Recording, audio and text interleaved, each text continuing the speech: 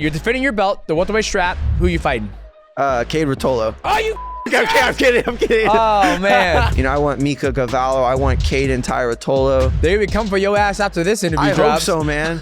I hope so. I hope they're mad. I hope they don't like me. I lost against Cade on CHIME, and we put on that phenomenal match. I felt like that put you on the map. When we were there, and I was like, who the f is this pretty boy? Keep fixing his hair. The hair fix keeps me like in reality. Gotcha. Like, 'cause I was so tired. I was like, oh, okay, my hair's still there. I'm good. Mikey and Bryce. I love that they're getting this match going. Sometimes I don't think people realize how good Mikey is. I've trained with that man for a year now. I feel like the only way you can beat Mikey is if you just like headbutt him 30 times. Yep. But good luck. He's good at avoiding that too. Yeah. But, you know, crazy. Oh, it's 15-time world champion Demetrious Johnson. You're listening to the MightyCast. What's going on, guys? This episode of the MightyCast is sponsored by PrizePicks. Now, PrizePicks is a daily fantasy sports game played directly from your phone. It's very simple. Get in your phone, go to the App Store, download PrizePicks. When you do that, use my promo code MightyCast. Cool promotion going on right now for new users. Play fighters and they get $150 in lineup. And guys, NFL is right around the corner. They even have mixed martial arts. They have CSGO, League of Legends, you name it, they got it. And it's very simple. It's either more or less. They have significant strikes. They have takedowns. They even have by rounds. Just lock in your picks at the right place, which is PrizePicks. Now, shout out to PrizePicks for sponsoring this episode of MightyCast. Hope you guys enjoyed this talk with Andrew Tackett. Enjoy. What's going on, guys? We are here in Las Vegas at one of my favorite restaurants, SUSHISAMBA. It is a Japanese, Brazilian, Peruvian cuisine. Now, it's located here in the Palazzo. Fresh Japanese cuisine. Brazilian is absolutely delicious, and the Peruvian dishes are amazing as well. If you guys are looking for a place to dine out at, make sure you check out SUSHISAMBA. Shout out to SUSHISAMBA for allowing us to host the MightyCast here in Las Vegas. Ladies and gentlemen, welcome back to another episode of the MightyCast. We are joined by the young, talented Andrew Tackett. Let's go. Welcome to the MightyCast, man. Thank you for having me, man. Absolutely. I've been watching you and then the MightyCast for so long, so the fact that I get to be on it is just dream come true to me, you know, very cool. Awesome, that's what's up. Well, yeah. The first time I ever saw you compete, you know, you showed up. Yeah. And it was at Craig Jones Invitational 1. CGI 1, yeah. You showed up, you kept on fixing your fucking hair. You had a fan-friendly style that everybody loved. Like it was almost like you brought controlled chaos. Yeah. Right? Like it's a good way to describe it. The way you would shoot your double leg, you would shoot your head on the outside, they'll guillotine you, you wouldn't worry about it. Yeah. But now it kind of makes sense that, you know, let's go to the beginning. You started in jiu-jitsu. Yeah, I started in jiu-jitsu when I was 6. I was actually homeschooled, and we had an oldest sister, and she was like a dancer. She played soccer. She rode horses. So like we were kind of in like some like a little bit more of like softer sports, like dancing and soccer as like a boy. Like my dad was like, let's get my boys in some fighting sports. So we found like a little red barn. It was gymnastics, wrestling, judo, MMA, and jiu-jitsu. Like it was just one of those old-fashioned gyms. And we started jiu-jitsu there, and yeah, ever since then it was just history, man. Like competing every weekend, all the time. Yeah. And in the jiu-jitsu, was it no gi or gi? It was gi. It was gi. Yeah, in the beginning it was just gi. Like I was doing judo and jiu-jitsu like when I was super young, and I didn't really start training no gi until, honestly, like seriously, until I was about like 12. Okay. But like it was like all gi when I was younger. Wow. I mean, 12 is still younger, but I mean, 12 is younger, but like I thought you didn't do any jiu-jitsu. Yeah. I thought you were just a wrestler. Yeah. Because like I said, that was the first time I ever seen you compete. I mean, it looks like a wrestler, yeah. Yeah, like I was like, he's a fucking wrestler. Like the pressure, the way you're willing to give your neck, the way you're willing to spin, the way you get the back. And I'm like, this is like the new age of grapplers, essentially. Yeah, jiu-jitsu people are very like they fight for ounces. Yep. And they're very like submissive in some manners.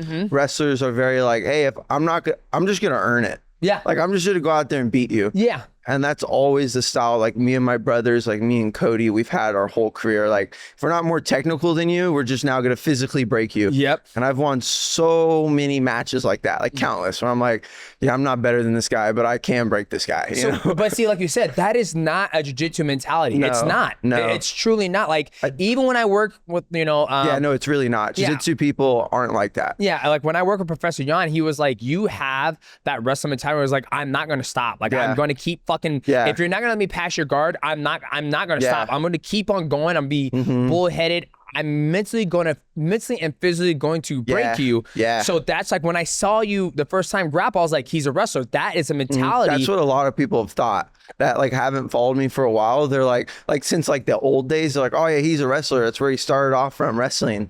I was homeschooled, so I was never allowed to wrestle. Like in Texas, we weren't allowed to go to public schools and wrestle for their team program. So I only really got to wrestle like in off seasons for like clubs and stuff. And then of course I would like schedule privates with like any D1, any Olympian, any wrestler that would come into town. And I think I just liked wrestling. I think it just like, I preferred like hitting things with my head, going head on, and honestly, like, low key, I just love like getting that mental battle with people. And if it's jiu-jitsu, you don't really have to worry about that knockout if you get gassed. Like if I'm gassed, what's the worst that's gonna happen to me? I'm gonna feel it all. And I'll jiu-jitsu like comes in steps. Like you're beating me, you're really beating me. Oh, I got submitted. MMA, you'll just be like, we're great. Oh, I'm knocked out. So there's a little bit more leniency just to like gas yourself out and not really care about it in jiu-jitsu. And that's what I always did. I was like, hey, as long as we're both gassed, you're going to be less dangerous because you're freaking gassed. And I'm going to be more dangerous because I know you're gassed. I'm just going to keep going like drunk fighting, So then you never competed in high school, middle school, no sports whatsoever? Just jiu-jitsu. Jiu-jitsu in like competition. I was homeschooled and I never did any sports. I just like traveled the world. My dad like worked until like 2 a.m. like almost every day. I think he hasn't taken, like he's taken like 5 weekends off in my life. Wow. Yeah, my dad's a hard worker. That's definitely where we get it from. Like, but we would just travel the world and compete. And then it just kept going. Have you ever thought about like going to college and wrestling? Like, have you ever thought about that? Because I have. I've wrestled with like a lot of D1 wrestlers, like to name some names that I know people would know, like Jason Nolf. Jason Nolf's freaking really good at wrestling, but I've got to wrestle with like a lot of really good wrestlers, and I'm like, dang, I think I would do pretty good. I just don't, it's just hard. It's just so hard, for me to go through a wrestling training camp and then to go out there and wrestle, like I'm going to be so beat up and I'm not really going to gain much from it. Like I might do it a little later in my career. Real American freestyle. Yeah. I mean, honestly, I think you'd be perfect for that. RAF is sick, man. I've been wanting to get on RAF for a really long time. I don't know how it would work out with my contract with UFC BJJ. But definitely down the line, like maybe when I re-sign or whatever like that, I want to get on RAF. That would be sick. I'm sure it'd be fine because you got fucking Armin Sarukian, who's the number one contender in the UFC lightweight division. He's pretty much, I'm sure he's got equity in fucking Real American Freestyle. So I'm sure, with you doing BJJ, I would love to call out. It's actually like my plan. I want to start calling out MMA guys. And then if they turn me down in a grappling match, I'm like, let's just wrestle then. Let's just have a wrestling match, because a lot of MMA guys might not want to have a jiu-jitsu match with me because of the footlocks. Like, of course. Footlocks take like a generation to learn. Like it's like a whole art in itself. I don't like footlocks. I don't like them. I'm not gonna hunt your foot. But like if I'm losing and we're going through a war and I see a foot, like I'm ripping your foot off. Or if you just give it to me and it's there, like I'm gonna try. And there's actually some cool ways you can use footlocks in MMA. Like there's this one, it's called an Aoki, and when you're on top ground and pounding and they put their foot on your hip, you can grab it, rip it, make them turtle, destroy their knee, and now you have them turtle and you can take their back. You see what you just said? Destroy their knee. Yeah, you can destroy their knee. For me, that's why it's messed up, isn't it? I never liked ankle heel hooks. I know. Because I seen it's bad. Like when, I got a problem, man. well, for me, like growing up under, Matt Hume and going through all the submissions, ankle locks, toe hold, heel hooks, all that stuff, knee bars, and just seeing them just destroy. Matt Hughes back in the day. Yeah, just Polaris. Paul Harris.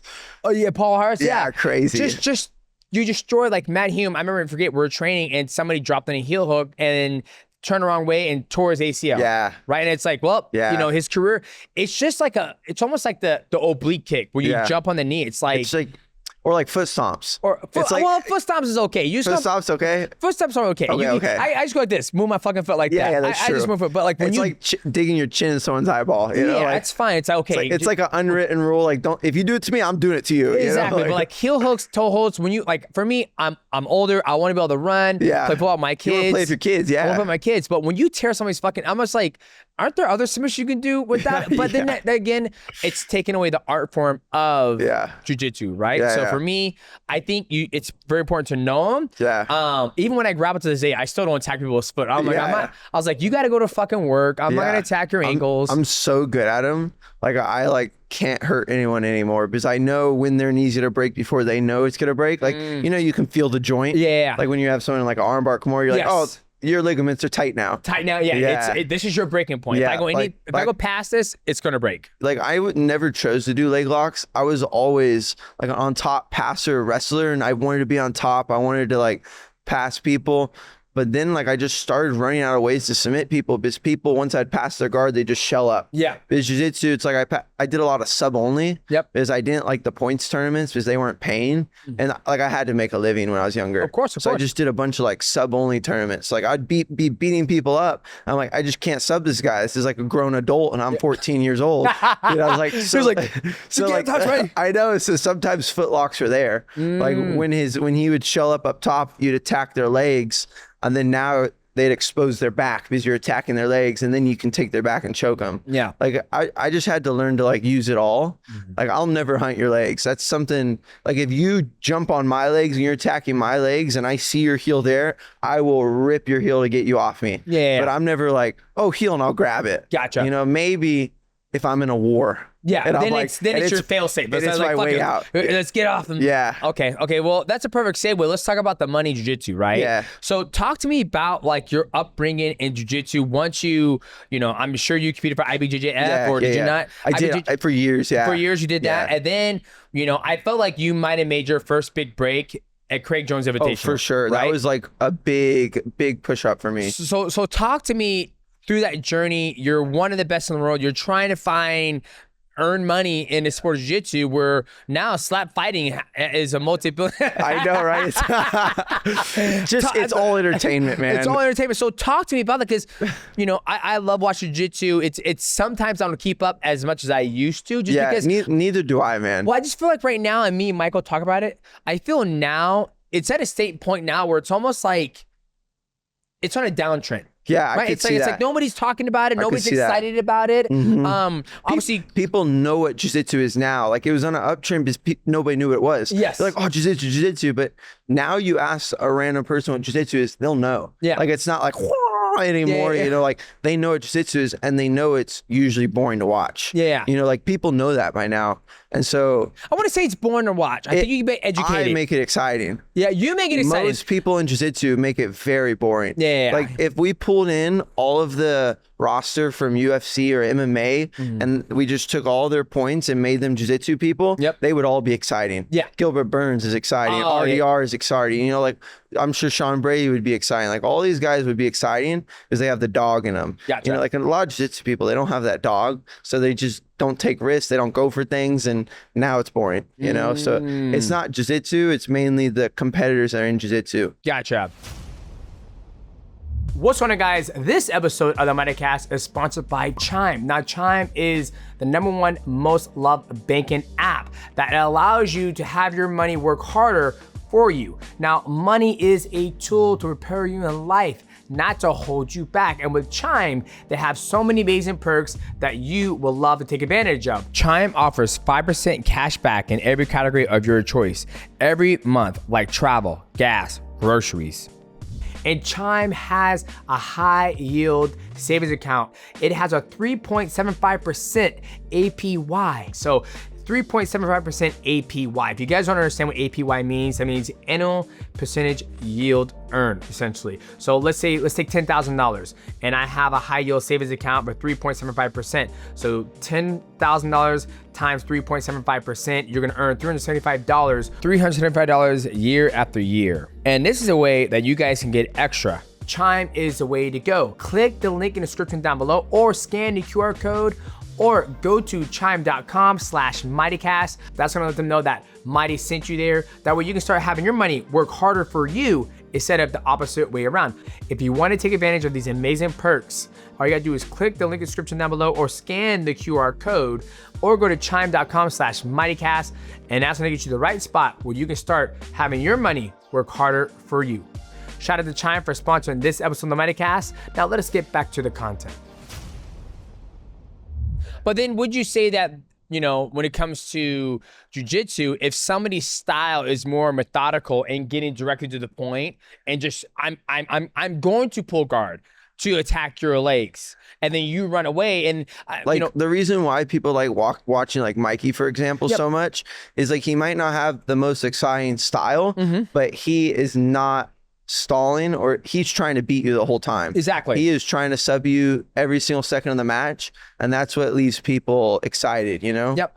And a lot of jiu-jitsu people, they'll get a spot and they'll be like, I'm winning, so I should just stall. And I'm like, what? Why? Why would you do that, man? Come on, you know? Well, because there's money in that line. I know. Right? But there's not that much money on the line for, you know, for them. Yeah. But when you get to that point where you're going through jiu-jitsu and you're trying to make it, I felt like... I get it, yeah. You know, like... when you're trying to go from that bare bottom to just making it, you have to take every little win. You know, you have to make such... And that does come with stalling a lot. But for me, like, even though I knew so much was always on the line, I would like sit in my bed and I'd be so mad at myself if I didn't leave the crowd like excited. Like I remember I'd like get home, I'm like, okay, I won, but no one will remember me. No one will remember that match. No one will talk about that match because it was boring. So I'd be pissed at myself. So I was more happy when I lost against Cade on CGI and we put on that phenomenal match than if I would have won and it would have been a boring match. You know, like because that did way more for my career than... That I felt like that put you on the map. Yeah. I ain't gonna lie. Like when we were there and I was like, who the fuck's this pretty boy keep fixing his fucking hair? Just scraps. Like you're just scrapping. I was like, oh my fucking God. And then your brother the also hair beat fix it too. keeps me like in reality. Gotcha. Like, I was so tired. I was like, oh, okay, my hair's still there. I'm good. We're still here. You know? Well, for the mainstream, I guess you could say I was more mainstream because I didn't get into jiu-jitsu till after my career. And then which is smart. You had to focus on your career. Exactly. Yeah. But I didn't watch it. I didn't watch it at all. Like Bibiano Fernandez, you know, I'd watch him from mixed martial arts. He was good, He was very good. But like coming to Craig Jones Invitational, he kind of made it exciting. He was Henry like... Cejudo is actually the one that got me into wrestling. Really? You know, like to watch wrestling. Like we all have that one guy that's like, that's the reason I watch this sport, you know? Yeah. So it was Henry Cejudo. Yeah. I mean, wow, bro, that's your crazy. guys' matches were insane, bro. I love, like, your first round knockout in the first match was... That was the best one. Insane. The second fight didn't happen. There was no... You guys didn't fight twice. That's... Yeah, well, It's only fought once. 45 was. I mean, we did fight twice. The second fight was a great fight. Great fight. It could have gone either way. It's fire. I couldn't out wrestle him. He was a way better wrestler. He had cardio wrestling. Yeah. Like when you were wrestling him, he wasn't getting tired at all. Yes, like, I was. I remember like after the first round, I came back to the corner. I was all right. Like he came to. I knew he came to. He's been running some marathons. Yeah, I was like, okay, he came to game. I'm gonna fucking mix it up. And when I was trying to wrestle him and then Granby roll, and I was like, I just could not take him. He can do that for days. Yeah, you know. But like the second you take a wrestler and you stuff their shot, you hit them, you kick them, you knee them. Now they start to get. Now they're having to walk backwards across the cage and they're running away from you because they're afraid you're gonna stuff their shot. Now they're gassing in a second. Yep. Literally a second. Because wrestlers aren't used to walking backwards ever, you know? So it's all styles, man. Styles is crazy. Yeah. So okay, Craig Jones Invitational. That I feel like that put you on the map. Talk to me about like now there is no, you know, he did Craig Jones Invitational 1. Yeah. They did CGI 2. Yeah. Different format. Yeah. Right. But then you couldn't do that. Yeah, no, I couldn't do that. You couldn't do that. Well, so I was signed exclusive UFC. Yep. But for like my career at the moment, like now I'm starting to get to the point where like so many opportunities are coming my way. Like, you know, I'm excited to see what comes. But like at the moment, I was like, I like just came off of CGI, and then no one was really offering me matches like one and who's number one, and a couple organizations were offering me, but such low pay. Like everything was terrible. And then UFC was like, hey, we want to do a reality show and we want to pay you this much. And like you could work, if you win it, you'll get a title match, and then you could be making this much and you'll be in, you know, this contract. And I was like, man, that sounds like consistency, like structure. They were offering me like all the doctors at the UFC, and honestly, I'm so beat up. Like, I am literally just injured everywhere. Like, the only place that's not really injured is like my knees. Thank God, because those ones suck. But everywhere, like you name it, it's injured right now, probably. But they like offered me to like get all the advantages of the PI and be making like good money and have like a stream that was like pushing me forward. And I'm like, for a season, that is a really good move. So I just went full send. And the fact I couldn't do CGI 2 is a bummer. The fact I couldn't do this was a bummer. But if I wouldn't have went UFC and I would have went the other route, like who knows what would have happened, you know? Yeah, well, that's the biggest thing that everybody doesn't understand. Like, I am all for giving the athletes opportunity and options, right? Like, it's just the same thing we're going on right now with super boxing. It's when you confine them for like years and just keep them confined. You know, that's like, also the athlete's choice too, because they can get out eventually. Right? You have, you know, you might have 4 matches, 5 matches, right? And then you'll have a choice. Then you have a choice. So hey, I was in this consistency bubble for a long time. I had a paycheck. I had the UFC doctors. I had the PI.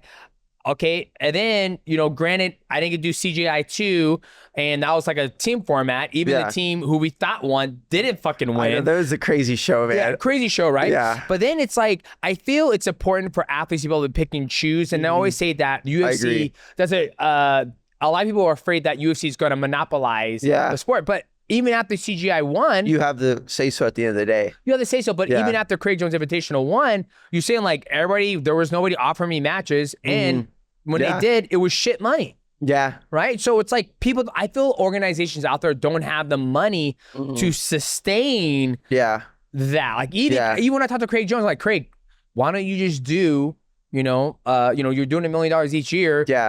Divide $1 million and all that stuff. Get a fucking finance guru to do a consistent thing, and keep this a thing. Keep it a thing. But he's like, it's not profitable. It's not sustainable. It's not sustainable, right? So like, I remember I actually snuck into an intern meeting at the PI. Is that like all the interns are like kind of my age, so I like make friends with a lot of them. And I'm like sitting on the massage chairs, and there's like 100 interns that just like walk. I'm like, where are all you guys going? Why is there so much of you? Like, oh, we're doing an intern meeting of Dana White. I was like, oh, can I come? So I kind of like disguised myself like an intern and sat in the meeting, bro. And I had like a whole thing. Like, I'm from UT Austin. I graduated with like my master's in like marketing and athlete management. Like, and I had like so much planned, and he believed it all. It's so funny. But one thing, it was so funny, man.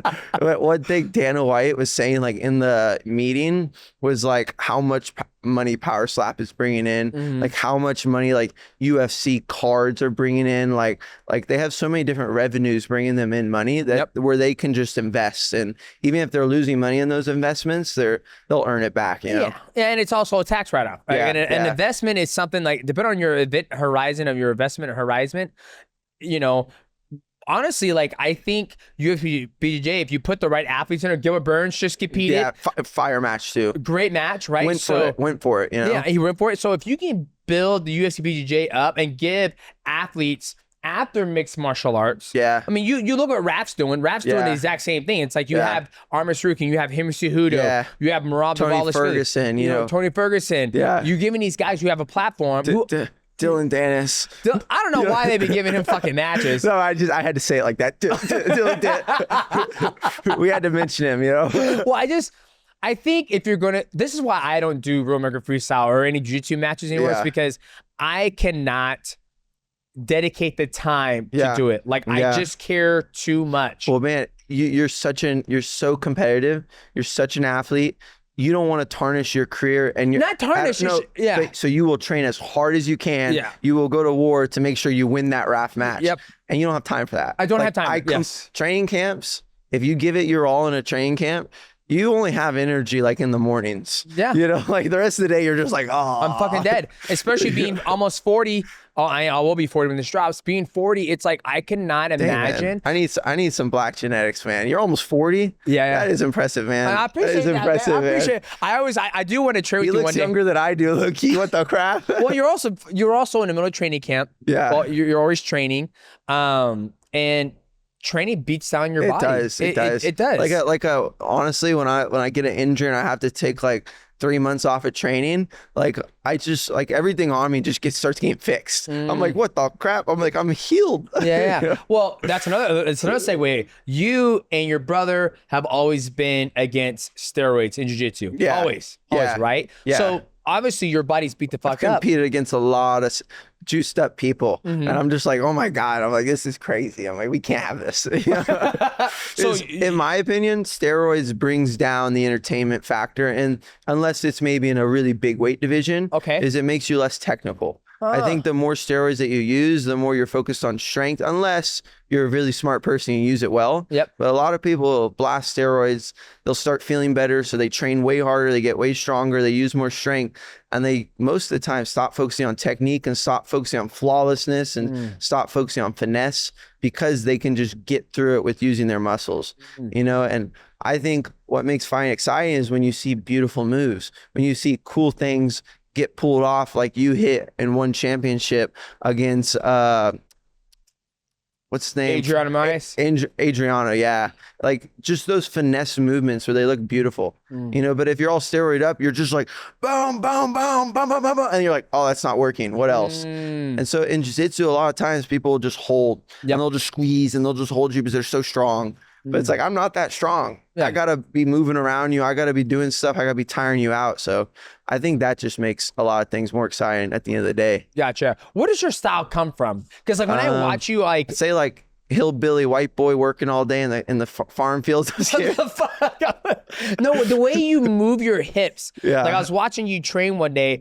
And, some Zumba, man. You know, some Zumba. Kind of like that, because you were like this. The guy had a deep underhook, yeah, and you jumped up with your hips. You started attacking him with your hips. I'm like, the way that you're able to jump up and like clamp, like I say, I think your style was like a freestyle wrestler meets like the jiu-jitsu. Yeah.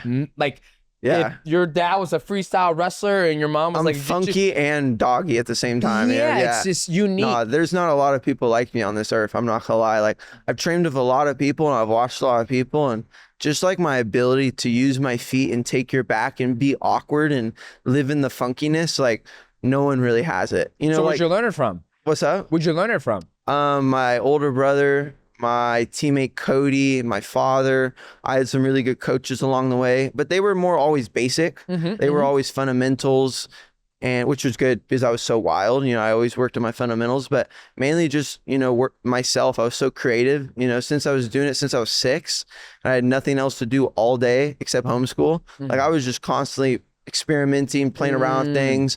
I did like gymnastics and I learned to flip and stuff, so that helped a lot. I was lifting from like a super young age, like doing like rubber bands and stuff. So I think it's just, I did everything right. And I just really learned how to use all my body parts, you know, like I wasn't afraid to, like I've learned every style. And I think the more styles you learn and the more styles you perfect, the more things you just pull out of your back pocket when you need to, you know. Like I was a guard player, I was a back taker, I'd delihiva and spin underneath you, I was a leg locker, I was a wrestler, I can choke you, I can triangle you. Like, so would you ever compete in the gi again? I would for sure compete in the gi again. Yeah, I don't know if it will be until like I'm retiring.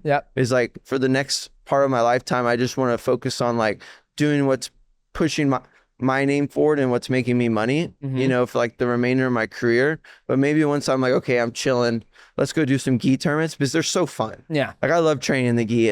It's honestly more fun than the no gi for me, because you can get so creative. Like training it, I don't like competing it because I've been stalled on a lot. I've been put someone's lasso, lapel, and then they just hold me. I'm just like, coach, I can't move. I was like, I'm losing my advantage. I don't want to go out this way. You know? It happens. It happens. It does. That's part of the game, but probably one day, Okay. Now,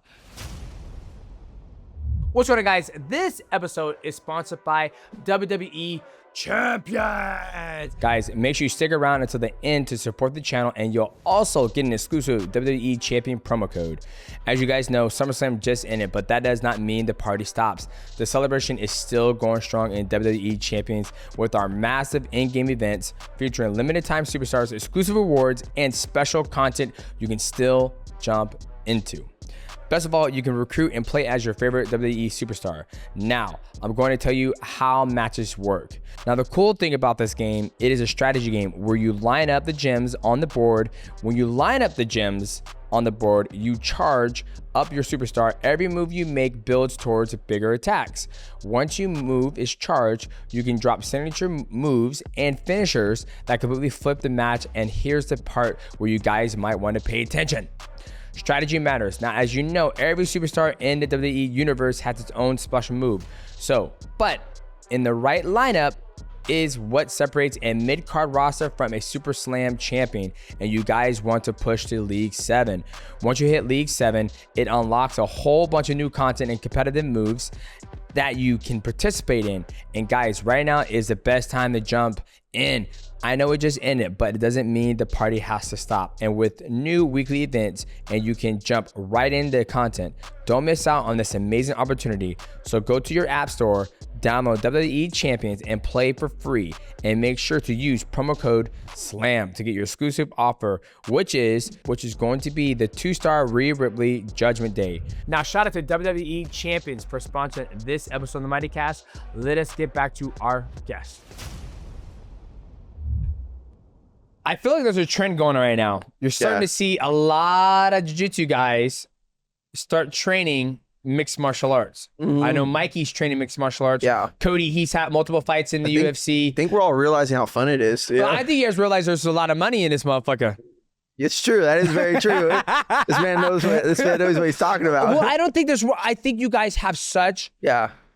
When you look at like the very infancy stage of mixed martial arts, it was what art form was the best. You had the boxer, the kickboxer, the Muay Thai guy, right? Yeah. And then eventually you have Horse Gracie. He shows up and then he starts choking everybody out because nobody knew jiu-jitsu. Yeah. So you guys have a strong, very, very strong fundamental over some of the people where now you see guys who are mixed martial artists. Yeah. They're good everywhere, but they lack in certain areas. Micro areas, Micro areas. So I feel you guys have the ability to come into the sport. Yeah. And if you're able to get them to, like, it's like look at Cade and Ty Ruotolo. Yeah.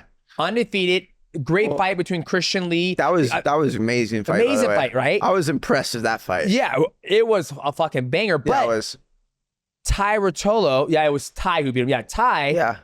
He's had so many years to compete at the highest level of jiu-jitsu, way higher than than not Christian Lee, but Adrian Lee. Yeah, Adrian. I said Christian Lee. He's competed higher levels in jiu-jitsu and like higher stakes and more nerve-wracking than that fight that they had. It's like that's crazy. Yeah, and so I felt that he had a leg up. So calm in there. So calm. And but so calm chaos. They're chaotic as crap. Yeah, absolutely. I grappled them. I'm like, I don't know how you guys do this shit. I don't know how they're not injured every day. I agree. Like they're fire, bro. They just go for it. When I watch you, Mikey, Kate, Ty, Cody. I think they might be injured every day because I'm injured every day. I don't know. When I hang out with them, they're not injured. That's impressive, man. They're just chilling. They're just like, oh man, we're good, man. They just go surf some waves and they're good. Yeah, and that's fire. I'm happy for them. Good. Well, you see, I wish, bro. I wish, man. I wish I could. What would you do with $1 million if you would have won it? I probably would have just tried to like invest all of it and push towards like my maybe like retirement and stuff. Okay. Because I technically like didn't need it. Like I didn't like it would have been nice to like spend on a few things. Of course. I don't really need much. I just want to be the best, you know, like if that investment means like being the best rather than buying things to make me happy, like I would rather just invest it, you know? Yeah. But so I know you're like, I'm so happy for them. I know. But you're still young. You're on your way. Like you're starting to see a lot more MMA jiu-jitsu guys go into mixed martial arts because you guys have a strong fundamental background and foundation where, you know, if you're 170, right? Yeah. So, I walk around like 174. So you probably fight at 155. Yeah, I do like a lightweight, 155. If you got your hands on, who's top 10 in the UFC right now? Islam. Maghreb. You ain't ready for Islam. We ain't even go there yet. He destroyed me, but I'm trying to think, but I feel like I don't know Oh, off the top of my mind, top 10. If you're able to get your hands on them and get them to the ground, it'll be curtains. Yeah, they might knock me out though. Yeah. But see, they. Oh no, I've like grappled with a lot of MMA guys already, and like their defensive grappling is phenomenal. Like their ability to stay safe and realize when the opportunity comes to get back to their feet. Like the top people in the UFC are all very good at it. You know, like they know how to stay safe. So like it is a tricky thing for sure, but definitely I'm very confident because it's like you can train with as many jiu-jitsu people as you want, but none of them feel like me. Yeah. You know, it's like those guys are all good, but I'm one of the best, you know? See, I think you're looking at it wrong. You don't have to submit the MMA guy. You just got to be able to dominate them and put them in a position where you can gas them out and gas them out and punch them and in the then face. get back to their feet, and now their striking went from like a 9 to like a 4.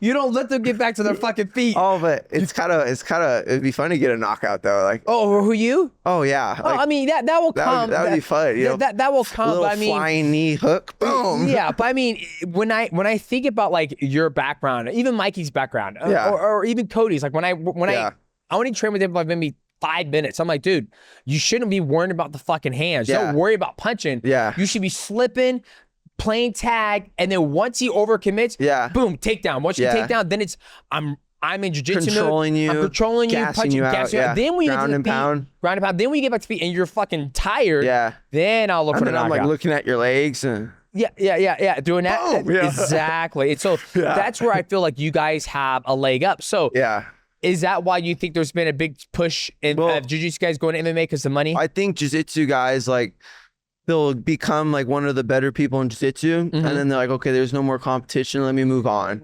You know, because like honestly, once you get to be like one of the best in jiu-jitsu, you'll like look at the competition around and you're like, all right, these guys don't want it as much as I do. Yeah. But everyone wants it in MMA. Like MMA is just a different breed. Like there's a lot of dogs and a lot of people that want it in jiu-jitsu, but MMA, there's so much more. So I think it's just like the competitiveness in all of us, like Mikey and Cody, like, and the Ruotolo brothers, just to like keep going and keep achieving greater heights. I never thought of it that way. That's an interesting lens to look through, because obviously if someone wants to... I think Mikey doesn't need to do MMA. He could retire with what he's built right now. Yeah. Same with the Ruotolos. Like Cody's doing it because he always wanted to be a champion. Gotcha. Like he was doing jiu-jitsu in the beginning because that was like what was present for him, but he always wanted to do MMA. That was always the goal for him. Like I don't know if the MMA was always the goal for Mikey or the Ruotolos or people like that. But like a lot of people in jiu-jitsu aren't doing that well in MMA. Like we see a lot of people in jiu-jitsu just get knocked out. Because like they go in and they grapple and then they get gassed because they can't control and submit the MMA guy. They get back to their feet and they get knocked out. Because a lot of these guys are coming from Gi jiu-jitsu. Like they're coming over from Gi jiu-jitsu, and Gi jiu-jitsu is all about control. So when they can't control them, they have no scramble in them. And like no gi and wrestling is all scramble. So it's like, if you get away from me, let's scramble. And then we'll get back to our feet. But I'm used to scrambling, and I'm used to people getting away from me because I train in a super sweaty gym, you know, 10th Planet Las Vegas. Oh God, I train slip with and slide heaven. Yeah, I train with Rob there. I'm like, I can't even focus on this match because I'm worried about my knee blowing out from sliding. It's like you'll just be stationary, someone will push you and you slide. You don't even have to take a step back. But like no gi jiu-jitsu is very scrambly. You miss position, keep going. And that translates to MMA. Like gi jiu-jitsu doesn't translate to MMA whatsoever form at all, in my opinion, because you don't have clothing to grab onto. You're not stalling and holding them and controlling them and choking them in MMA. You're enforcing your will on them. And they can't do nothing about it. And that's more wrestling and no gi jiu-jitsu. You know, that's why we see so many Sambo, you know, Russian wrestlers, Dagestani wrestlers doing so well in MMA, as their style is earn that victory. Not make you give them the victory per se, you know, like, so yeah, I think we're going to start seeing a lot more jiu-jitsu people do well in MMA when the right jiu-jitsu people come over, you know. It's like, I feel like most of the people, I don't want to name names because a lot of these people were my idols, but a lot of the people that came over, like they just had the wrong style. You know, they were too slow, too much heavy hand focus. Like heavy hands tire you out. Quick little hands, just pops, just jabs, I'm not trying to knock you out. I'm just trying to get my range, you know? I think MMA is the most it can be one of the most, when I look at MMA, when I talked to Mikey, I was like, you want to be in a position where you could be the most athletic possible. Yeah. Because it's You're right. I want to be able to do a backflip on you if I need to. Exactly. Or off the cage if I need to, you know, like you not that you want to, but if I need to, I need to have that creativity in my mind. Justin Gaethje, a lot of people don't think he's athletic because he looks so awkward and sometimes. That man is so athletic. He's so athletic, he's able to take the most awkward movement and pull it off. Yeah. If I did that awkward movement, I'd like fall and knock the air out of me because I'd be like a dog midair. But he can rotate himself like midair so weirdly. Like him versus Fiziev, their first fight, when they were like grappling and rolling over each other, I was like, yeah, they're both athletic, you know, like, and Fiziev, so athletic. Yeah. Like that man just freaking wins off athleticism alone a lot. Like he'll just be like, you know, and quick, quick combinations. Yeah. So do you feel that MMA was your calling? Like, do you feel that's where you're going to end up? MMA is really cool. I think jiu-jitsu's like my love, my passion. But if I went to MMA, I think I would love it. I think I would vibe with it. I think I'd do really good.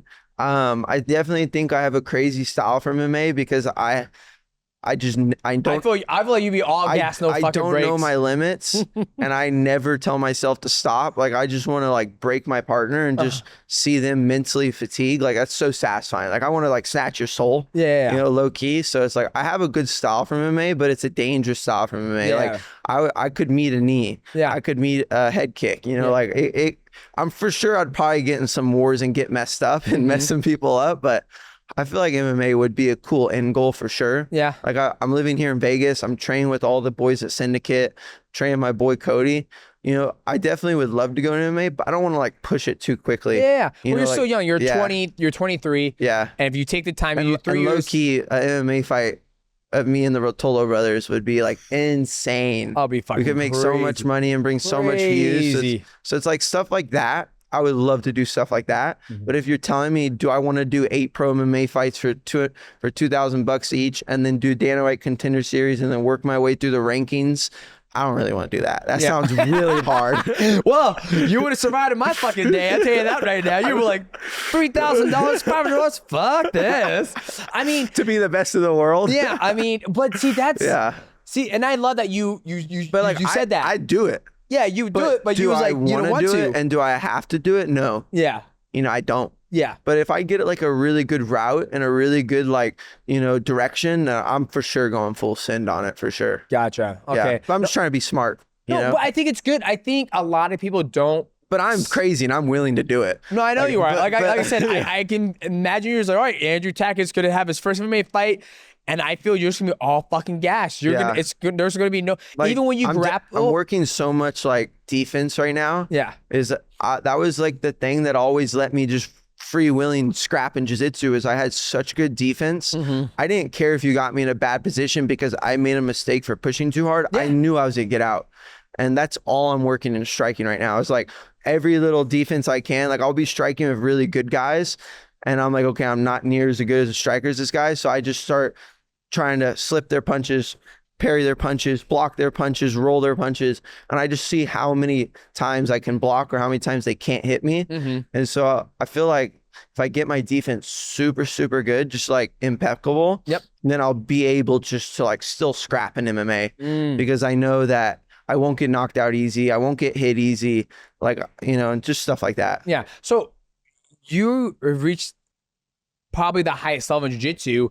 Do you still drill? Do you like, who is like, so for Mikey, I don't want to drill, but I have to because I'm so injured all the time. Gotcha. Well, that's what I was gonna say. It's like you know, I come out and greet you. It's like, oh, I did 3 yesterday. Like, what's your schedule? What's your training schedule? Yeah, it's just like listen to my body. Like I have a schedule, but sometimes I'll just be like, not doing that session. That's not smart.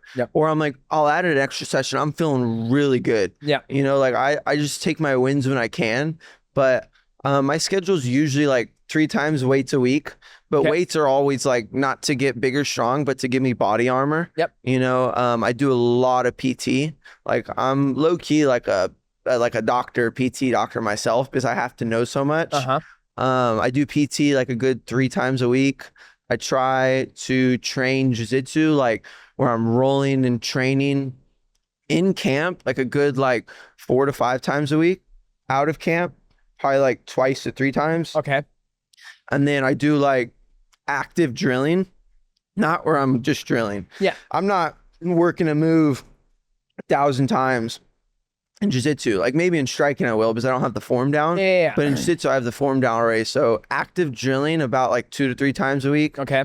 And then like a good couple cardio sessions a week. Where's like the recovery? Do you do sauna? Do you Yeah. do ice barrel? Yeah, I'll like do a big thing that works with me is soft tissue massages. Okay. Is my muscles will be like overtrained and fatigued, and I'll soft tissue massage, and then I'll do hot tub cold plunge to follow the massage. I try to do that like every night if I can. Yeah, I'll just be like sitting in our living room, just like lacrosse balling, working on myself, doing PT, and then if I need to, I'll go sit in like Epsom salt bath. Wow. I go to the PI and they massage me like 3 times a week, and then I'll sit in like the red light 3 times a week. I'll do like the pimp machine like 3 times a week. I'll do like shockwave. Gotcha. So pretty much your whole life, you have My whole life is recovery. Yeah, just recovery and training. Training. Yeah, I live the lifestyle, man. Like, what about the women? You got any women in your life? No.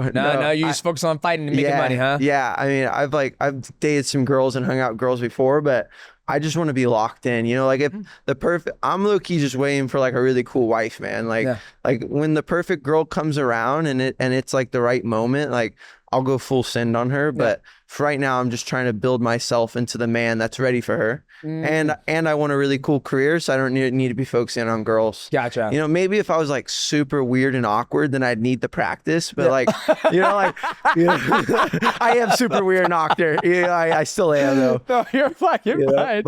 But I'm like, okay, I don't really need the practice, so I'm just gonna focus on myself. And when she comes around, like I'll be ready to grab. You know, ready to take it up. So now that you're in UFC BJJ, it seems like it's very hard to find matches for guys that can compete with you. Yeah. Because I'm sure there are guys out there who can compete with you. Yeah. But they don't want to lock themselves down into that contract. Yeah. So how do you, and that was one of the biggest things that Craig Jones talked about. It was like, you're never going to see Ruotolo one versus one. You're never going to see 1 versus 1 You're anymore, never going to see the best against the best.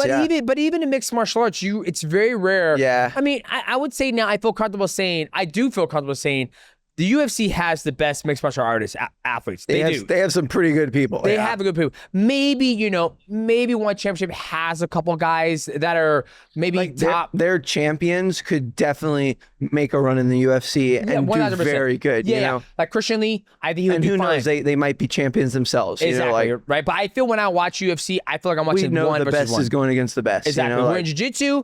The last guy Mikey fought. Yeah. I saw him get beat by a homeboy. He got beat by a purple belt, I think, or a brown belt. Yeah. Yeah, and then and it's not Mikey's fault. No. Right? It's like, Baby Shark is out there. Diego Pato is out there. Oh, that'd be a fucking banger match. That would be a banger, match. But they're like, I don't want to be in that contract. I don't want to lock myself down. Yeah, which is like crazy to me because these guys aren't competing. Yeah. It's like if you're not already competing, why would you rather? Like I don't know when was the last time I saw them compete. Like they have, but it's like Diego just won Worlds. But it's like once to twice a year. Yeah, maybe 3 times. Yeah. So it's like UFC BJJ will give you. I'd get if jiu-jitsu is in a different spot, but it's really not. Like the people that are free still aren't competing that much. Yeah. But if they were all in UFC BJJ, oh, it'd be fucking. Now, could you imagine? Now you're making all the roster and like. Diego Pato, Baby Shark, Mika Gavoa. Yeah. I mean, it just takes like 2 really good people to be in a division for all the rest of them to come. Gotcha. But if it's just one good person in a division, not anyone wants to come because I don't want to fight that really good person and then be stuck. But like if it was me and then Mika came over and then like J-Rod came over, everyone else is coming. Yeah. Everyone else is coming to UFC BJJ. But like the fact that it's just me in the welterweight division. Do you think that's what's holding back UFC BJJ? Yeah, it's just people aren't committing to the brand. Like the top 3, top 4 won't come over. You know, I think like it'll eventually will happen. Why do you think they won't come over? Why do you think it's like? I think if you're having such a goddamn, let me finish my goddamn word. Sorry. If you're having such exciting to me. If you're having such a great time. Right? We got to do the Mikey thing for me. Like every time I interrupt, like, gosh, dang it, man. No. You're not as bad as him.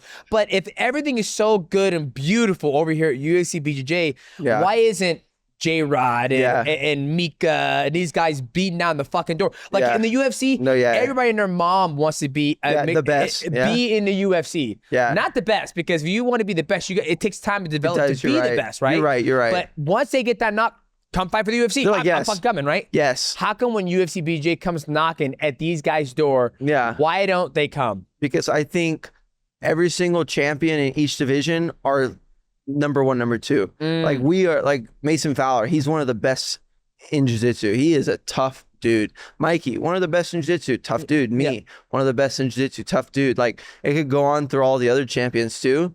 So it's like for the second, for the first, for the third person to be like, dang, I got to go into UFC and beat that guy to be champion. Like that's a really hard task. And if they win, now they're champion, and they don't know if all these other people are going to come over now. So it's like, it's a really hard task to win, and it's a gamble. Gotcha. Like if there was like me and Mika in the welterweight division, everyone would want to come over because they know that's where it's going. But I think it's just hard to get all the jiu-jitsu people in like one organization because they all want to do their own thing. They all want to be known for their own thing. But like, it's pretty cool going and beating Andrew for the welterweight title, and now you're the welterweight champion. Yeah. And you're getting paid a really good amount of money.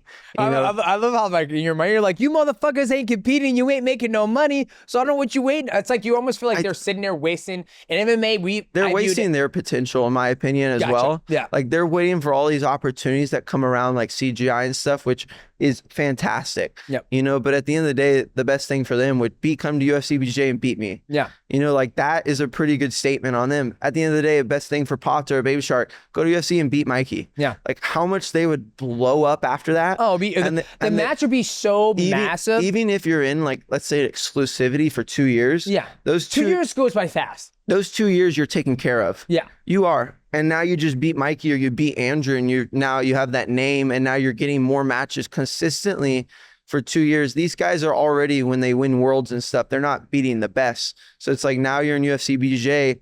Maybe even if you're not competing against the best, you're still making money. Yeah. 2 years goes by and now you can do something else. You know, so it's like, I look at all these people, I'm like, wow, you guys are wasting your talent.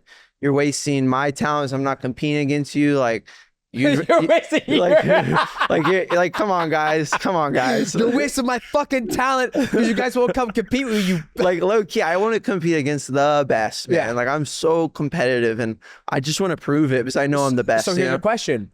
If you want to compete against the best. Yeah. Oh, I'm going to have to just start calling the crap out of people. No. But it's almost like if you wanted to compete against the best, you know you're not going to get paid. But you chose to go to UFC. Oh, that's fine. That's fine.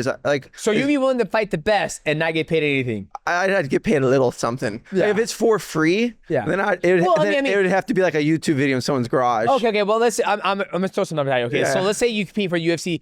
What? So Craig Jones Invitational, you competed at Craig Jones Invitational 1, you got $10,000. Yeah. CGI 2 is $10,001 for inflation, obviously, right? Great. But love that. So I'm assuming you compete for UFC BJJ. Let's say you make $15K for a match. I think Claudia said you get a submission bonus. Yeah. So let's say you get 20 G's. So let's say they're like, hey, we'll offer you $3,000 because I don't know what BJJ Stars pays. I don't know what the other organization pays, right? It's all around that. So after you got done with CGI 1, what was the offer you got? You said you had a couple offers that were very good. It was like 5,000 to show, 5,000 to win. So 10 G's. Yeah. So if they offered you 5 to show, 5 to win, to go against the best. Against Cade on like a big stream platform with a lot of views. No. You don't get none of that. Oh, none of that. You don't get none of the back end. I don't know. I'd probably still do it, man. Because you still do it? I just want to know who's better. Like he's beat me like twice. Oh shit, he has. Or maybe 3 times. Oh damn. We competed when we were kids a lot. And IBJJF, like Kids Pans. Okay. He beat me at Kids Pans 1 year. Oh shit. And then his brother Ty, we actually had every time we've competed, we had crazy scraps. But his brother Ty, he beat me at ADCC trials when we were like 15. I low key, it was like a very easy match. I was like winning by a little bit, and then he darces me. And then I was in that darce like a minute trying not to pass out. And eventually I like tapped, I'm like, but it's absolute scrap. So it's like, and then our last match was scraps. So it's like they know they're better than me because they beat me more. Yeah. But I just want to go against them again because I know I can beat them. Gotcha. So it's like if I got the chance to do it for free and not streamed at all, and just like I know about it, and Well, I they mean, know we'll about stream it, but you don't get into that. You don't get into that money, right? Yeah, So that's it's why just, I was going to. I'm trying to I do gauge it, your man. interest. Like, is I it do about it. the money for you, or is it about? Well, maybe like 2 years ago it was about the money, or a year ago it was about the money. You know, because it's like. But now that you seeing pretty, you got some cash in your bank. You're like, well, oh, it is still about the money because I don't have that much cash. Like you can have way more cash. You know, like you know, like it'd be nice to have a paid off house. It'd be nice to have like it'd be nice to have these things, but it's like.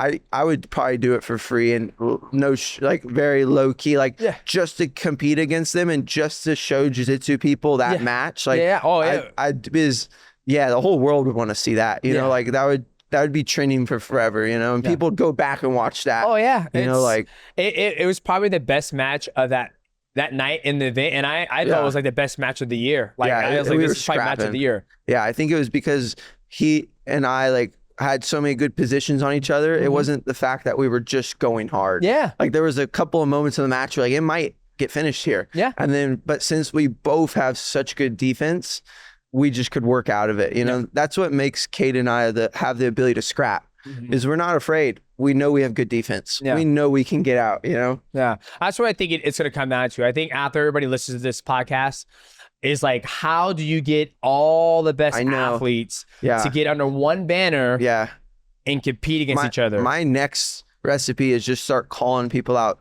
really hard. Like, because I wanted to... Have you ever talked to like Claudia? And like the UFC is like, guys, like, why aren't like... A lot of people just like make up excuses and say no. Like, they're like, oh, I'm trying to focus on competing for IBJJF Gi.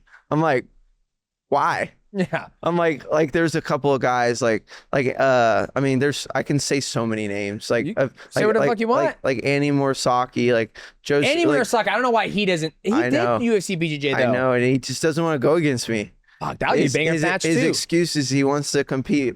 He wanted to focus more on the gi. Well, he wants to beat. He hasn't beat. What's his name? Tynan. Tynan. He hasn't beat Tynan. It's like even Tynan. How many times has Tynan beat him? I think 8. I don't think he will beat Tynan. You don't think so? In the gi?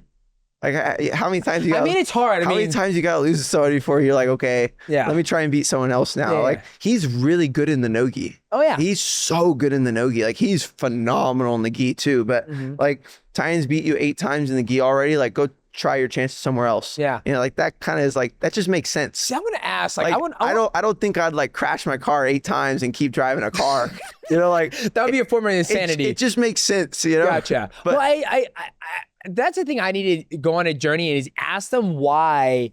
Well, this is what I heard. I heard he's trying to focus more on training the gi, but the gi season's over now. Yeah. So I'm like, hey, let's compete. Yep. Oh, I'm trying to focus on coaching more. Yeah. Well, see, here's the difference. Like, coaching, you can make more money in the back end because if you build a reputable name and he can do it, he's 85 years. Andy Morisaki does already have a name. Yeah. You know, he already has a name, but like being Andrew or going to war with Andrew and barely losing on UFC BJJ would build his name. Yeah, absolutely. Even more. And then he could focus on coaching. Yeah. So it's like, I think at the end of the day, a lot of people are scared. Yeah. And they create excuses, you know, to not go against me because they don't want to lose on live television, you know, like, and I'm not just going to like beat you. I'm going to like beat you up and I'm going to like, you're going to look bad and I'm going to beat the crap out of you. So it's like, it doesn't look too good to go do that. Yep. You know, and a lot of other people had these exact same excuses like, oh, I can't compete right now. I'm focusing on something else. Yeah. You know, it's like, well, guys, like you have like 2 months to prepare. Like, just cancel what you're doing and train no-gi and prepare for me and let's have a match. Yeah. I feel like you're like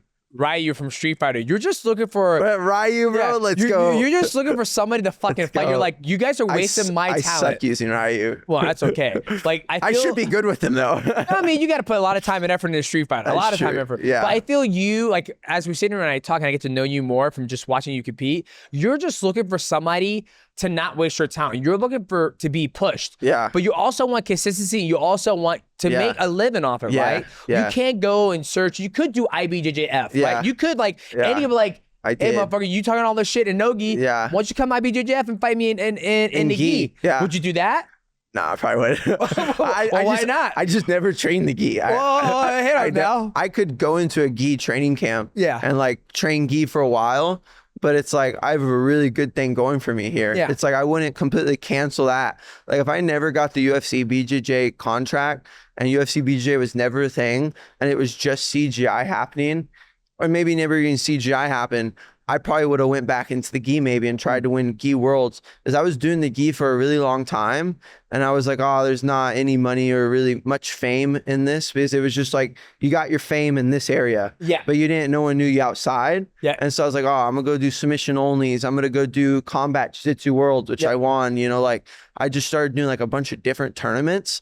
And I was like, oh bro, my fame's growing like out of jiu-jitsu. Like it's not just growing in jiu-jitsu. And then CGI came around, and I was doing like a bunch of who's in one like super fights, like because they were paying like 5-10 grand to do a super fight. And I was like, yeah, this is paying the bills, and I'm getting known. People are learning me outside jiu-jitsu. Wrestlers are learning me. Like I was like, this is a really good path. Like going gi never made sense for me. And so I haven't trained gi for like consistently for like a good like 7-8 years, you know? And so or maybe not that long, maybe like 6-7 years. So I've put so much time and effort into no-gi, like it just wouldn't make sense for me to switch it up. So if people are so focused on the gi and there's no money in it, why are they focused on that? Because I think it's like the status within inside the small bubble. You know, it's like if you are really good at gi and you're the IBJJF champion of the world and maybe this other spider gi champion, you know, like you're going to have a really successful gym. Like all of the Brazilians and all of the people that are inside IBJJF and jiu-jitsu are going to absolutely think you're the GOAT, which you are in gi. So it's like your success will be evident. Like you'll be able to open up a gym and you'll be able to be successful, and you'll be able to have a lot of students, and you'll be able to train your students to have successful careers in the gi as well. But that's the biggest it can be. That is literally the biggest it can be. Like now, if you're a really smart businessman, now you can create a lot more. But like you can have so much more opportunity in like jiu-jitsu, in no-gi, because now in no-gi you have to be a good wrestler. Now you can do wrestling tournaments like RAF and stuff. Now in no-gi you might even be able to go into MMA because you're now a scrappy no-gi guy. So it's like the heights to being really good at no-gi is just so much higher than being really good at gi. And that's why I did it. And that's why I've never really gone back to the gi. And that's why I don't really want to go into the and go against these guys. Because low-key, if I go against Tynan and I go against Andy in the gi, they're just going to try and hold me the whole time. And that is what's going to happen. I'll be a banger match you versus Tynan and no-gi. Oh, bro. That'd be fucking sick I've been wanting that to happen. But I don't think he's definitely, there's too much for him to risk. Like why would he come to UFC BJJ and try to beat me in no-gi? Like it makes sense maybe if he gets like 2 or 3 matches. What if it was $1 million? Oh, then he should do it. He would be ridiculous not to. Who to go out, like if you tell me to go out there and lose and look humiliated but I get $1 million, like I'm doing it. You know, like who cares? You know, who cares? But I don't think it looks appetizing to him. Like he knows this is gonna be a really hard match. He knows he might lose. Like he's not gonna lose by me gripping him. And barely beating him. You're gonna pass his guard. We're gonna be in a scrap. And you know, it's like, and that doesn't sound fun to him. So a lot of jiu-jitsu people just aren't dogs. You know, like going to war, having a scrap doesn't sound fun to them, but it sounds so much fun to me. And I know it sounds fun to Ruotolos. I know it sounds fun to Mika. I know it sounds fun to people like Jason Nolf, like J-Rod, people that are just J-Rod's one where I low-key a little psycho. I hope he gets, because when I worked out with him, he's awesome. The way he moved, and he's long, and sometimes I forget, like I'm only fucking 5'3", 140 pounds.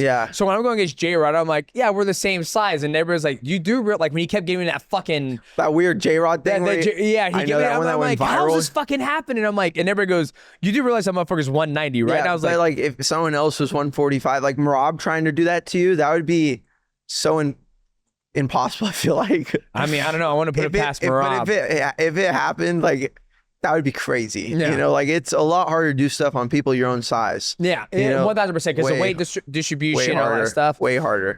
Okay. You got a match coming up. Let's talk about, you're defending your belt, the welterweight strap. Who you fighting? Cade Ruotolo. Oh, you fucking serious? I'm kidding. Oh man. I'm kidding. Sorry. See, I just had to, man. I just had to. But you see what I mean? See, that's how everyone reacts. How everyone reacts. It's almost like when I fought Rodtang, I was going through my phone the other day and I was looking at like previous pictures, and it was like Demetrious Johnson versus Rodtang. And that was probably everybody's reaction. Rodtang. I always thought it was Rotong. Rodtang. It is a weird name. It's freaking tough, brother. Freaking tough. So You call my names now. Yeah. It's not Gi Ruotolo, unfortunately, but who is it? Yeah, so I'm going against Jonathan Gracie. Okay. Yeah, so Jonathan is he's been in the game for forever. Low key, so he was one of like the Ruotolo's main training partners back in the days. Like he trained at Atos, he's trained with Musumeci, Tyne, like all these guys. He's from California. Really good. Like he competed against my boy Cody Steele like back in the days, like in the gi and the no gi. He's competed, like he's always been tough. He won Brazilian trials a couple times, like been to the ADCCs. No one would say yes. Literally no one would say yes. And we've been trying at the same people for like a year straight. So like they've had all the same excuses for like a year straight. Yep. So that's how I know they really don't want to go against me. But Jonathan has always been like, I'll go against you, Andrew. I'll go against you, Andrew. Yeah. And I'm like, okay, I'm down to scrap with you. And he low key is really tough. Like, okay, he's like Wagner. Yep. Like Wagner. Like Wagner. I love how he's still around. Wagner's so tough, man. He's just fucking out right He's so tough, man. But Jonathan is a lot like Wagner, just like a dog. Okay. Like definitely like some orange juice, you know, and just like in him, you know, and just definitely dogged up and strong and good. He's ready to throw down. Like, and he's very known in the jiu-jitsu community as well because he's beaten some big names. Yep. So like I'm very happy with that match. I am. Of course, of like, course. We're gonna put on a scrap and people are gonna enjoy to watch it. But like at the end of the day, I'm so sad. Like I want Joseph Chin. You know, I want I want Andy Morisaki. Yeah. You know, I want Mika Gavallo. I want Caden Ruotolo. You know, I even want Levi Jones. I love him. I don't know why he hasn't been very active. Same excuse. I know. It's Well, just excuses. I remember he.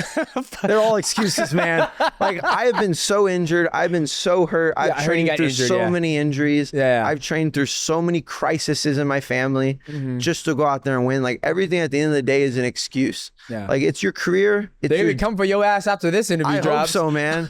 I hope so. I hope they're mad. I hope they don't like me.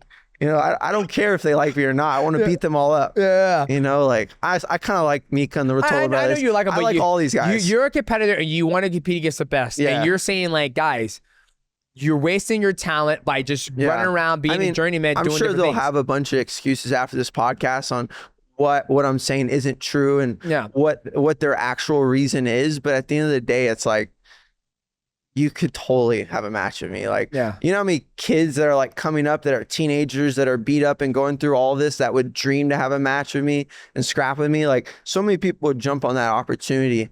And like, I trained in CGI with like a stage 4 concussion. Wow. You know, like I trained to that camp. I was sitting in the hyperbaric chamber like twice a day. My back was going out on me like the day before my back went out on me, and the day of low-key was still out. Like I tore my rotator cuff in that training camp. Like I had every excuse to be like, nah, I don't want to do CGI. Nicky Ryan could have totally dropped out of CGI. He had knee surgery. You know, like at the end of the day, those excuses just make you look so weak and soft. You know, like it is really that true at the end of the day. Well, Andrew, I appreciate you come on the MightyCast. I'm trying to be honest, man. No, I know. I want fire matches. I think it's important. That's how you truly feel. That everybody has an excuse, and you know, and they are all valid excuses. Yeah, well, exactly. Like, somebody's like, "Hey, dude, like I would love to compete against you, but I don't feel it's worth being locked down UFC BJJ and a 5-fight deal where I'm making 28-20. Yeah, I don't know anybody else who's making 40 G's just to compete in jiu-jitsu. They probably make more, you know. There's like if they're good on the mic and there's an opportunity for them, like they for sure can make more. Like what organization is paying people $40,000 to grapple? Yeah, I don't know. I mean, they might be paying like the Ruotolos will probably, they're definitely making more than 40K to grapple with one. Yeah. You know, but you ain't the Ruotolo brothers. Exactly, that's what I'm saying. Like the Ruotolo, I understand why they're not in UFC BJJ. I understand, right? I was with one, I understand that.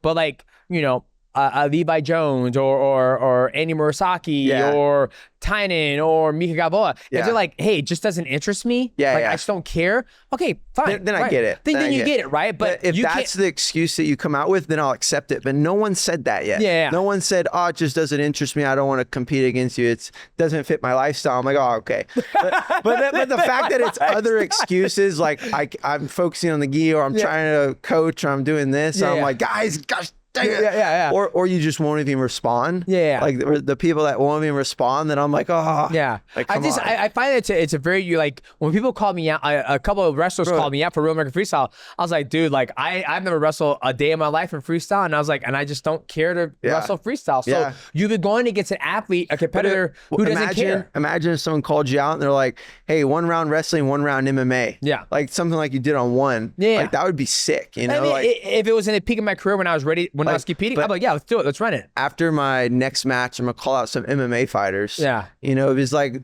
all the jiu-jitsu guys, low-key, I don't think they have like the guts to step up. So I'm just start calling out like really good MMA guys and be like, yo, I'll take the leg locks away. Yeah. Let's have a grappling match and see who's better. That's what me and him were talking about. Do you think they should take away guard pulling? I mean, that would make it a lot more interesting. Yep.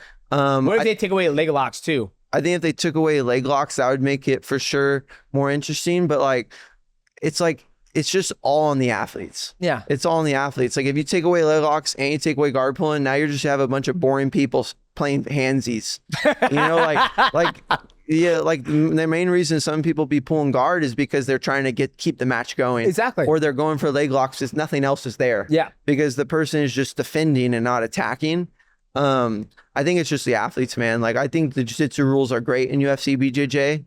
They have allowed me to be very exciting. Mm-hmm. I did the reality show and now I've done 4 matches, tile defenses, and all of my matches have been exciting. And because they make it easy to be exciting, they do. And people that aren't exciting on that show, it's just because it's a you problem, you know? Yeah, but I'm gonna call some MMA guys because I think they'll be exciting. Yep. And I think they'll be game. I'm gonna wait until right after my match to call them out. So stay tuned for that, guys. I'm not telling you who I'm calling out, but I'm gonna call out some people after I beat Demetrious Gracie. I'm gonna get on that mic because I wanted to call some people out after my match against Wagner, but we low-key were up there talking about God and family and like it was a sincere moment. It was in the right time. I had some torn cartilage in my rib, so I barely could breathe and talk, and I was just trying to stand up there and like not act in pain. Yeah. But this next match, like Demetrious, he's kind of like a thug. Like he's a cool dude, and he's kind of like a mean guy. Like not a mean guy, but he portrays himself like real tough. So after I beat him, it's a perfect moment to get up there and be like, "Hey, yo, all of you guys out there, you guys suck." Yeah. I love that. All right. Oh yeah. He's gonna have you react to something. Okay, sick. Yeah. Let's put it near the mic. So he sits on his ass. I will not watch that ever. And I mean, I don't do none of that gay stuff. I don't watch gay stuff. I don't entertain it. I would do a grappling match against him. I think I'm the only guy that will actually see, Bryce Mitchell knows how to work on the mic. Yeah. Okay, so I've seen this video. I've seen this video of Mikey and Bryce, and I think it's great. Yeah. I love that Bryce is calling it out, and I love that they're getting this match going. Sometimes I don't think people realize how fucking good Mikey is. Yeah, I don't either, man. I've trained with that man for a year now, and I just finally figured out his game to where he's not submitting me every training session. Oh, really? Yeah. Congratulations. That's awesome, man. I know, right? Yeah. Like I finally have figured out his leg lock system, and where I can like go back and forth and even like leg lock him and sub him. Like we're going back and forth now. Yeah. Like because I've never just like jumped on Mikey because I'm a lot bigger. Of course, but when we have technical rounds, he's always leg locked me and subbed me. So it's like it's taken me a long time to figure out. People don't realize. Like I know it was like Armin and Mikey were talking about having a match. Yeah. If there's leg locks, there's no possible way Armin's winning. Yeah, I agree. Like if there's leg locks, there's no way anyone's winning. Yeah. You know, like I don't even know if Gordon Ryan could beat Mikey if there's leg locks. Gordon Ryan said he couldn't. Gordon Ryan said he. It's like, how do you pass that guard? Yeah. You know, like it's really ridiculous, honestly. Like I feel like the only way you can beat Mikey is if you just like headbutt him 30 times. Yep. You know, and just make it as mean as possible. But good luck. He's good at avoiding that too. Yeah. But, you know, crazy. But I would love to see Bryce Mitchell versus Mikey. If there's no leg locks, all upper body submissions, and no guard pulling, it's gonna be a phenomenal match. Oh, like it'd be great. That is low key. I don't know who would win, but I still think Mikey has a better shot. He's good everywhere. I think Mikey just like, hey, just take me down, and you're gonna pass him my guard. Wrestling, man. He's learning like a bunch of wrestling. He doesn't want to get taken down. Well, I always laugh because it's jujitsu. Yeah. Right. But he wants to take Bryce down. Yeah, but it's like he doesn't need to. It's like, Bryce, just shoot on me. Yeah. Jump in my guard so we can just get the grappling match going. I think low key, like Mikey, like is a little like, oh man, Bryce is talking smack. Like I want to beat him and make him feel bad. Like he wants to like take Bryce down, take his back and choke him, like do something like that to Bryce. So it's like, I think that would be sick. I hate. And can Mikey do that to Bryce? I don't know. Yeah. But I think Mikey could, bro. All right, well, we'll find out. Well, ladies and gentlemen, that was Andrew Tackett. Make sure you guys follow him on all his social media, his YouTube channel, TikTok, all that stuff, Andrew Tackett. And he's got an amazing match coming as he defends his belt for the 5th time. 5th or 6th, something like that. It's his 5th or 6th time. I think it's 5th. He'll be catching up to me. Hey, you understand. You're like, which was... Yeah, I know. Sometimes it's hard to keep track when you just keep on winning. Yeah, I mean, 11 title defenses in the UFC. Yep. And then... One. I only defended it once in one championship. You earned it, and then you defended it twice. So twice. I mean, if you beat the guy for the title, that counts as one. Yeah, there you go. Yeah, I appreciate that. I think that's the hardest one. To win the title. To win a title is the hardest. The first title defense is pretty scary. Yes, because it feels like, do you belong? All the pressure's on you. Exactly. You're not the underdog anymore. Exactly. You know? So, but check out his fight at UFC BJJ, and hopefully he'll make his way into mixed martial arts. Like, subscribe, also hit the bell to go live, and we'll see you guys in the next episode of the MightyCast. Let's go. Boom. What's going on, guys? Welcome back to another episode of the MightyCast, and we're going to recap everything we talked about with our guest, and our guest was Andrew Tackett. We call this part the Mighty Recap. I enjoyed that conversation. Like, I saw him compete once at CGI. You were there. We were both there, and him and Gi Ruotolo going back and forth. And everybody was kind of blown away when he finally made a decision to go at UFC BJJ, right? I remember Craig Jones says, great, we'll never see Andrew Tackett versus Gi Ruotolo. We'll never see Mika Gavo versus Tackett or Andy Murasaki, right? But when he made that decision to go to UFC BJJ, I thought it was the smartest thing he could do because the consistency, the funding that UFC is going to be able to give them, all the athletes, not just him, I thought it was a very smart decision he made. Yeah, it was a smart decision for him financially, but I do think I miss what CJI was. Yes. Because Andrew Tackett versus Gi Ruotolo was the match of the tournament, the first one. Yeah. I think it was the best one, the most exciting one. And I think BJJ has lost like what that match was. Ooh. If you watch that match compared to a lot of what UFC BJJ's putting out, it's just not that, like, I feel like anyone could watch the Andrew Tackett Gi Ruotolo one, even if you don't love jiu-jitsu. And love it, yeah. Yeah, but watching these Mikey Musumeci, he's a friend of the show, we're not talking shit. He knows, But at the same time, like, come on, it's like a totally different style from the really wrestling-based, fast-paced style that Gi Ruotolo and Andrew Tackett had. So I think maybe it will take years for UFC BJJ to get all of the best talent. And it's the same thing. Think of if UFC or an MMA organization was starting from scratch, and it's going to take a while for guys to get out of their contracts and all of that stuff. So I hope that UFC BJJ gets that base, but right now it seems like Andrew Tackett and Mikey are like levels above the guys they're putting them against. Yeah, and it would come down to like, what does the UFC need to do to get these guys in the like we talk about all the time in Zuffa Boxing, right? Like how Zuffa Boxing is a new entity in the boxing space, and a lot of the people like Eddie Hearn, Oscar De La Hoya are saying that it's bad for the sport. It's going to ruin boxing. But when you have guys like Conor Benn and you have other athletes who are deciding to sign on with Zuffa Boxing, what is Zuffa Boxing offering them? How can we get the same formula? How can the UFC get the same formula to get Andy Murasaki, to get Tynan, to get the Caden? Obviously, Caden and the Gi Ruotolo brothers, they're in mixed martial arts. They're under one championship. But what is it going to take for the UFC to get all the talent in the world? It could be like what they did for Strikeforce. They bought Strikeforce, they bought Pride, and eventually they got the contracts of, Rampage Jackson, Mauricio Shogun, Luke Rockhold, Daniel Cormier, Ronda Rousey. Maybe they need to buy all the organizations up. I'm not sure. Yeah, but I think the issue is what UFC's trying to do with the exclusivity, because if you look at Real American Freestyle, they could get whoever they want, but the reason why they could do it is because it's not like Merab is full-time wrestling. Yeah, he can't do UFC because of it, but it seems like UFC BJJ, they don't want their guys doing other stuff, so I think that would help too if they get... Like they are putting some UFC guys in there, like Gilbert Burns. Yep. But I would like to see some active UFC guys put in there. Like, imagine if they did Charles Oliveira versus like just someone. Charles Oliveira versus fucking Andrew Tackett. Oh yeah, that would be fucking. How much does Andrew Tackett weigh? 170. Oh shit, that's perfect. That's the exact point I'm making. Like, that's such a harm. What is he gonna get hurt? Like that's. I think that's perfect to do something like that. I think what it could muddle the water is what if Andrew Tackett beats the bricks off of Charles Oliveira? But it's the same thing with the wrestlers. I mean, yeah, so maybe there is a little bit of that booking, but I think they should allow the athletes in UFC BJJ to do Real American Freestyle. Like, I think like you said, what's the worst thing to happen? It's I mean, not Mikey would be hilarious to do. I would love to see Mikey forced to wrestle and like what happens. Man. I think he would do fine. I think he will struggle with the wrestling aspect of it and the point system, but I think if he spent the time to learn how to wrestle, I think he could. But I think Charles Oliveira versus Andrew Tackett, that's a sick fucking fight. I bet you the UFC can make UFC BJJ better without any jiu-jitsu athletes coming to sign with them. Meaning that, look what Real American Freestyle is doing. They're using UFC talent to make, if Armin Shuriken, if Uriah Faber, if Henry Cejudo, if Merab Dvalishvili, if those four were not part of Real American Freestyle, I don't think I'll be watching it.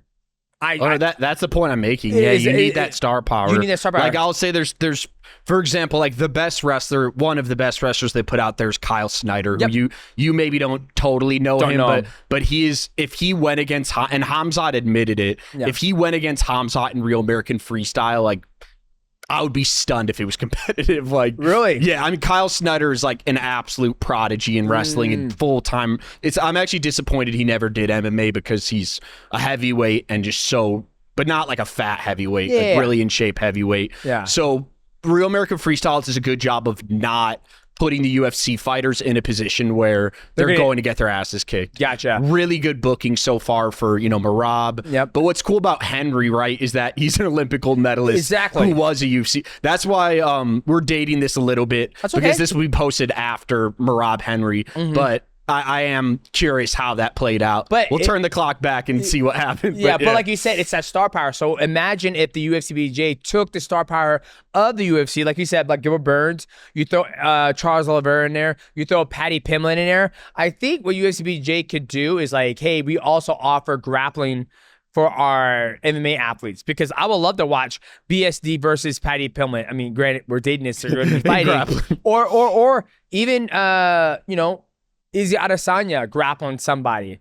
Like, I think there's a real market for them not trying to grab all the BJJ guys. Just have Andrew Tackett fight Charles Oliveira, or have Mikey, nobody wants Mikey versus Bryce Mitchell. Why the fuck not? No, I agree. I think they need to delve into that pool of guys, and I just don't. I will say jiu-jitsu, there's a little bit more of a likelihood of getting injured than wrestling. You're like, it'd have to be some freak thing, but maybe, because it might be tough with the UFC guys of like, do you want to do leg locks and stuff?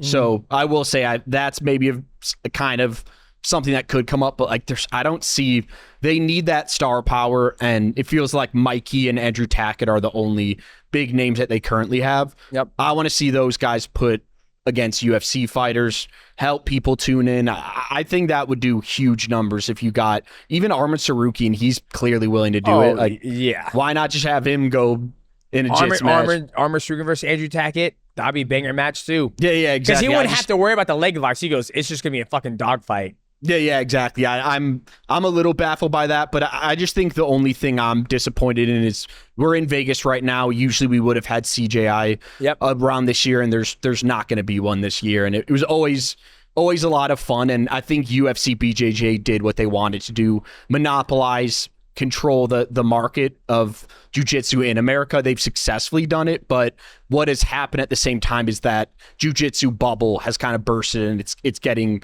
smaller. I think that's kind of the fact that's happened from UFC BJJ. I think your insight on that is always very valuable, because for me as an athlete, when I took the decision of the consistency path, or when I hear Andrew talk about like it's about consistency, I don't think about the repercussions of what could happen of him making that decision. You know what I mean? Yeah. Like, if let's say he goes, nah, I want to keep on going around like a journeyman and fighting in all these ones, making 3,000 here, 3,000 here. maybe there would be a CGI 3, CGI 4, CGI 5. And, you know, there still could be, but maybe him, you know, from him making that decision and other athletes making that decision resulted in a monopoly. No, that's what happened is Mikey's so good that no one wants to not fight having him able to compete in CJI or look, we just said the best match of the first one was Andrew Tackett. He's not allowed to compete in CJI. We need I feel like this conversation, we need Craig Jones and Mikey to do another debate. Another one, and we should bring athletes on who competing in CJI and be like, hey, you know, you took the path, the UFC BJJ, where Levi Jones didn't. Levi Jones was the runner-up who lost to Ruotolo. So what's your viewpoint? Because you haven't found a home to make successful money all the time. I don't want to say successful. You haven't found a home where you can compete and make money consistently. So I think that should be the next thing we do. Boys, if you guys enjoyed this episode of the MightyCast, please leave a like, subscribe. Also, hit the bell to never go live. And do you guys want us to have another debate? It's been a year. It was by the way, it was the most viewed video that we had in like a year span. I think you said it was number 1. Yeah, most viewed. That shows a jiu-jitsu video. It paid the most. It wasn't the most viewed. It paid the most. We'll cut that out. But if you guys want us to have another debate with Mikey and Craig Jones and Andrew Tackett and another athlete from the CJI 1, let us know, because I think this is a good topic to talk about, because Brazilian Jiu-Jitsu is amazing, but I agree with you. It has been a stalemate. It's not as exciting like it was last year, right? Like last year was like fucking CGI 1. It's going to be amazing. It was CGI 2. I didn't really like the format of the team or whatever, because I felt the team that won shouldn't have won. I thought it should have been New Wave. Yeah, not what team. But anywho, let us know in the comment section below. We'll make it happen. Subscribe, like, also give Andrew Tackett a follow, and we'll see you guys in the next episode of the MightyCast.